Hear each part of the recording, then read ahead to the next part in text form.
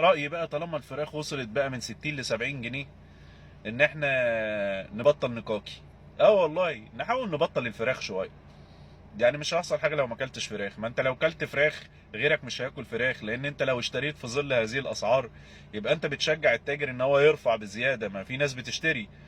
فاعتقد ان احنا لازم نتكاتف ونبطل فكره ان احنا نشتري فراخ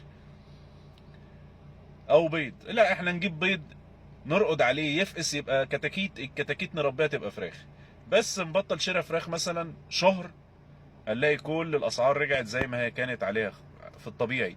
انا ما بقولش للناس احرموا نفسكم، بس انت ما قدامكش بديل غير كده. ما هو انت اصلا يعني مش بكيفك، هو غصب عنك، ما انت كده كده ما معكش فلوسه. يعني انت عشان تجيب مثلا سي فرخه مثلا 2 كيلو ونص مثلا، ال 2 كيلو ونص مثلا هيعملوا لهم مثلا، هيخشوا لهم في 200 جنيه. فاهدى.